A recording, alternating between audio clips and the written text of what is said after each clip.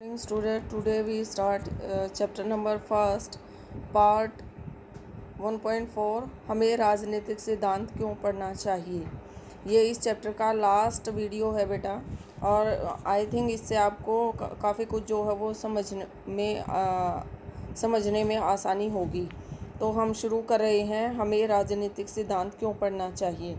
ठीक है, पहली बात तो ये है कि हमें राजनीतिक सिद्धांत क्यों पढ़ना चाहिए। इसके अंदर फर्स्ट जो पॉइंट है वो है आपका कि राजनीतिक सिद्धांत ऐसे सभी समूहों के लिए प्रासंगिक है।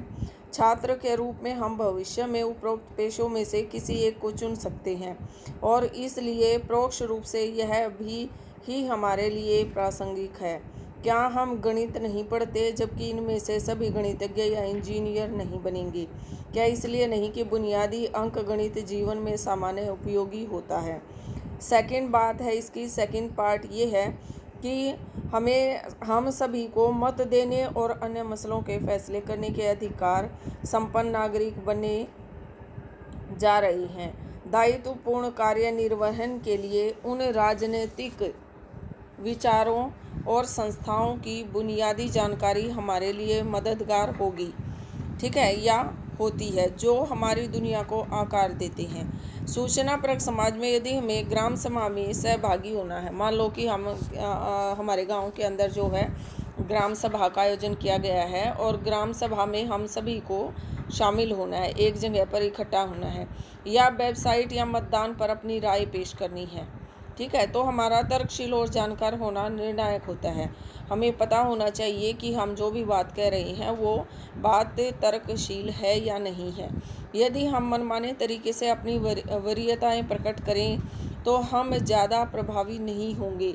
यानी कि अगर हम तर्कशील बात वो होती है जिससे सभी ज़्यादातर जो लोग वहाँ पर असेंबल हुए हैं वो सभी आपकी बात से सहमत हों। ठीक है, अगर आप तर्कपूर्ण या तर्कशील आप अपने विचार नहीं रखेंगे तो ज़्यादा लोग आपकी बात से सहमत नहीं होंगे और आपकी बात को ज़्यादा महत्व नहीं देंगे। इसलिए हमारे जो विचार हैं वो परिपक्व होने चाहिए। हम अपने साझा हितों को गढ़ने और व्यक्त करने के लिए नए माध्यमों का उपयोग कर सकते हैं। ज़्यादा से ज़्यादा नॉलेज लेने के लिए, ज़्यादा से ज़्यादा नॉलेज गेन करने के लिए हम इंटरनेट की सहायता ले सकते हैं। ठीक है, इंटरनेट पे आप बहुत सारी चीज़ें आती हैं, एक बार क्लिक करोगे तो आप जो भी चाहेंगे वो पढ़ने के लिए आपको ओपन हो जाएगा। दूसरा, आप किताबों की सहायता ले सकते हो। किताबों के पढ़ने की हैबिट डालेंगे तो ज़्यादा से ज़्यादा आपके जो विचार हैं वो विवेकशील बनेंगे। ठीक है, जैसे हम एक नागरिक के तौर पर हमारी बहुत सारी भावनाएं होती हैं। कई बार हमारा मन उदास होता है, कई बार खुश होते हैं, कई बार जो हमारा मन है वो किसी तरीके का हास्यफुल चीज़ें जो है वो व्यक्त करना चाहता है। तो हम क्या करते हैं, लाइव संगीत देखने कहीं पर अगर प्रोग्राम हो रहा है तो जैसे गाँव में सांग होता है या कव्वाली वगैरह का आयोजन किया जाता है, या बहुत सारे इस तरह के कार्यक्रमों का आयोजन किया जाता है, तो हम वहाँ पर देखने के लिए जाते हैं। आप इंटरनेट की सहायता से भी आप संगीत वगैरह सुन सकते हैं। ठीक है, इस तरह से आप गौर किया है कि आपने संगीतकार तब बेहतर प्रदर्शन करते हैं जब उन्हें श्रोताओं के जानकार और कदरदान होने का पता चलता है। यानी कि जो संगीतकार है वो कितना भी अच्छा संगीत क्यों ना बना ले, लेकिन अगर उसके संगीत को कोई सुनेगा नहीं, अच्छा नहीं कहेगा, कमेंट नहीं करेगा, तो उसको कैसे पता चलेगा कि उसने अच्छा संगीत जो है वो दिया है। तो इस तरह शिक्षित और सचेत नागरिक भी राजनीति करने वालों को जनाभिमुक्त बना देते हैं। ठीक है, तीसरी बात है कि आज़ादी, समानता और धर्मनिरपेक्षता हमारे जीवन के अमूर्त मसले नहीं हैं। परिवारों, विद्यालयों, महाविद्यालयों, व्यावसायिक केंद्रों आदि में तरह तरह के भेदभावों का हम प्रतिदिन सामना करते हैं। हम स्वयं भी अपने से भिन्न लोगों के प्रति पूर्वाग्रह रखते हैं, चाहे वे अलग जाति के हों या अलग धर्म के अथवा अलग लिंग या वर्ग के। यदि हम उत्पीड़ित महसूस करते हैं तो हम पीड़ा का निवारण चाहते हैं, और यदि उसमें विलम्ब होता है तो तब हम महसूस करते हैं कि हिंसक क्रांति उचित है। यदि हम विशेषाधिकार संपन्न हैं तो हम सम्मान के लिए संघर्षरत और अपने नौकरों नौकरानियों के उत्पीड़न से भी इंकार करते हैं। कभी कभी हम यह भी महसूस करते हैं कि हमारे नौकर उसी व्यवहार के योग्य हैं जो उनके साथ हो रहा है। राजनीतिक सिद्धांत बस यही कहता है कि हमें राजनीतिक चीज़ों के बारे में अपने विचारों और भावनाओं के परीक्षण के लिए प्रोत्साहित करता है। थोड़ी अधिक सतर्कता से देखने पर देखने भर से हम अपने विचारों और भावनाओं में उदार होते जाते हैं। तो राजनीतिक सिद्धांत हमें 3 बातें सिखाता है, ये 3 बातें आपको ध्यान में रखनी है। दूसरा, छात्र के रूप में हम बहस और भाषण प्रतियोगिताओं में हिस्सा लेते हैं। आप सभी जानते हैं कि छात्र के रूप में आपके स्कूल में बहुत सारे आयोजन कराए जाते हैं। भाषण प्रतियोगिताओं का आयोजन किया जाता है, हिंदी इंग्लिश भाषण प्रतियोगिताएं चलती रहती हैं।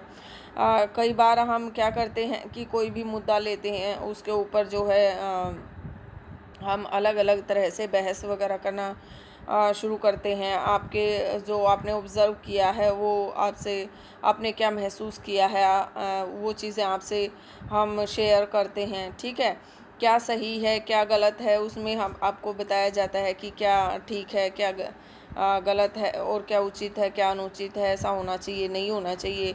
अगर ठीक है तो हम उसको तर्क संगत आपके विचार प्रकट करते हैं, अगर नहीं है तो हम उसको गलत तर्कहीन मान लेते हैं।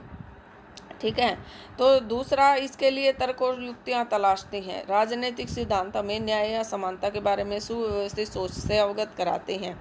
राजनीतिक सिद्धांत हमें बताता है कि हमें सभी लोगों के साथ न्याय करना चाहिए, समानता का व्यवहार करना चाहिए। अगर हम गलत हैं तो हमें गलत मान लेना चाहिए, लेकिन अगर हम ठीक हैं तो हमें तर्कपूर्ण अपने विचार प्रकट करने चाहिए जिससे सभी लोग सहमत हों। ठीक है, तो इस तरह से सार्वजनिक हित में सुविज्ञ तरीके से तर्क वितर्क कर सके, तर्क संगत ढंग से बहस करने और प्रभावी तरीके से संप्रेषण करने जैसे कौशल वैश्विक सूचना व्यवस्था में महत्वपूर्ण गुण साबित हो सकते हैं। इस तरह से स्टूडेंट, ये हमारा आज का लास्ट लेक्चर था। इस वीडियो के थ्रू आई थिंक आपको समझने में आसानी होगी कि वास्तव में जो पॉलिटिकल थ्योरी है वो क्या है, क्या आपको बताना चाहता है, क्यों आपको इसको सीखने की आवश्यकता है, इससे क्या सलूशन मिलते हैं आपको, आपके विचार कैसे होते हैं, आपके सोचने समझने की क्षमता कैसे बढ़ती है। तो मेरे साथ जुड़े रहें बेटा, कल हम इस बुक का आपका नेक्स्ट चैप्टर शुरू करेंगे और मैं नेक्स्ट वीडियो आपसे शेयर करूंगी। सभी बच्चे ये वीडियो खोल के देखें, पढ़ें और सीखने की कोशिश करें। Thank you, have a nice day.